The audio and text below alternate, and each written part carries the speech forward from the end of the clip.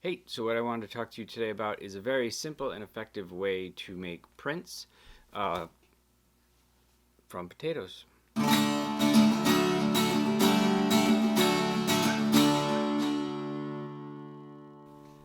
Hey, so printmaking. Everybody has stamps or have used stamps before, and basically with stamps, it's the same as kind of what we call relief printing or lino cuts or anything like that, where the positive image, what you're actually printing, is raised up from the surface here. So if I take my lovely, I only had sweet potatoes.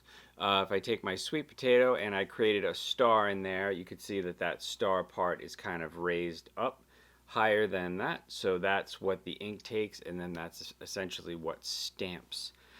So again, I took a sweet potato, chopped it in half. I did a nice little crescent moon there. And I took another one, which is always pretty popular, which is a star. I probably should have done a heart.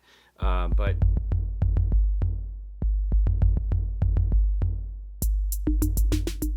Another thing you could try is anything that's a shape, Lego bricks. I've used those in the past. This is actually a toothpaste cap that I've used just for a round shape. The one that I actually really liked the best was I just took a wood block and then here I just wrapped string around it.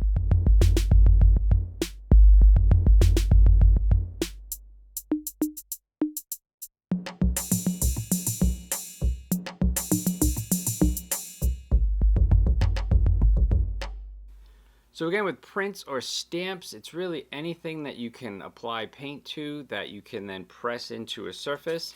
So I went outside and I got these lovely pine needles and I was able to create this image with it by just doing it a couple of different times in different colors. So this was pretty cool. And then I added my crescent moon from my sweet potato right there. So this was a really fun, easy way to do it.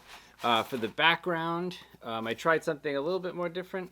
I took a larger sheet of cardboard, applied glue to it, and then just glued a plastic grocery bag to it and just kind of crinkled it up and then applied the paint. And then that was able to give me a really funky kind of background that I could then put a lot of different things onto.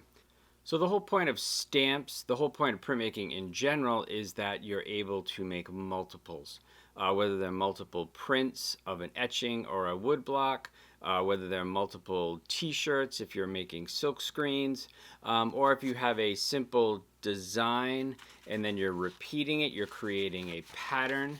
So then you can create multiples of that over and over, and then you can create designs, whether they're simply altering them or changing directions, or just repeating them in a pattern. Um, so stamps, wonderful things. You can make them out of anything. Like I said, potatoes, cardboard, string, uh, trees, leaves, whatever it is that you can apply paint on that you can then essentially stamp. So have fun, have a blast, make a lot of stuff, have fun.